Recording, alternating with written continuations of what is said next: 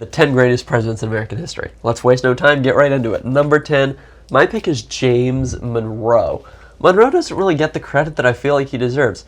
The era of good feelings happened during his presidency.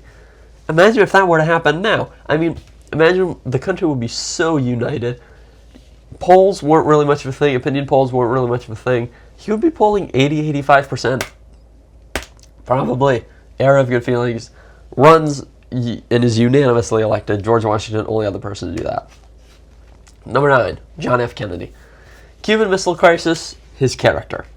Those are the only two things I need. Put him in the top 10. Hugely inspirational, motivational figure. He just has a way of talking that makes you instantly like, oh yeah, I love this guy. Bay of Pigs invasion is what prevents him from being higher. Number 8, Harry Truman.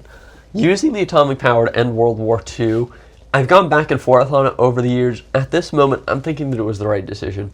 I mean, think of just how much longer that war could have just dragged on for. Truman did it, and I also appreciate his efforts with the Marshall Plan. Number 7, Franklin Roosevelt, his immediate predecessor.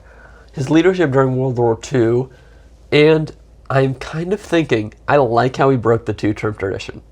Because I think the two-term limit is an incredibly powerful tool, and if FDR hadn't done that, maybe that's not part of the Constitution at this time.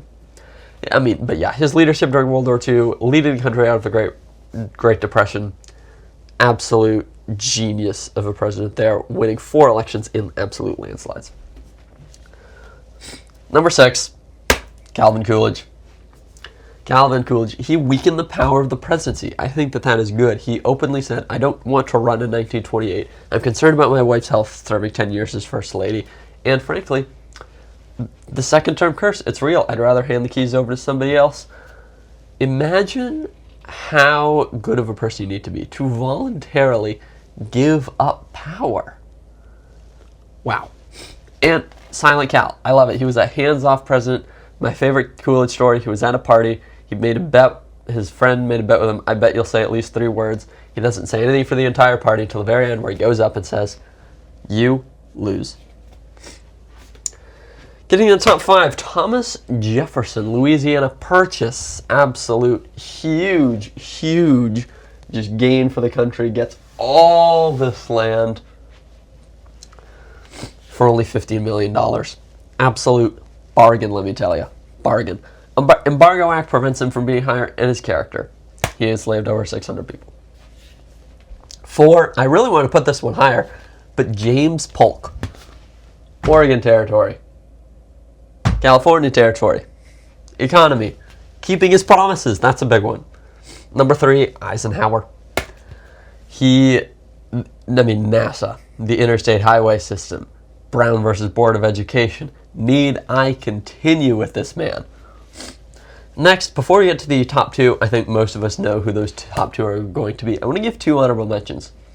Teddy Roosevelt. The reason why I can't put him in the top 10. The Brownsville Affair and foreign policy. And 2, Barack Obama. Barack Obama. If he did not run for re-election in 2012 and I was just grading his first term, absolutely he's top 10. Maybe even top 5. Taking out the world's number 1 terrorist, Osama bin Laden. Rebounding the worst economic recession since the Great Depression in 2009. His character, such inspiration for the African American community. But then he ran for re-election and then, stuff happened in the second term. Number 2, Abraham Lincoln. Abolishing enslavement. Keeping the Union together. The only reason he's not number 1 is because of who number 1's actually going to be. But he had problems with the First Amendment. So I got problems with you. Number 1, George Washington. Making it clear what the role of the presidency was. 2-term tradition. So much of what the presidency is comes from the leadership of George Washington during his term. I can confidently say that the American flag will not have survived if it wasn't for Washington, and if it wasn't for Lincoln. We owe those 2 men a debt of gratitude, and I hope that you do something special for President's Day next year.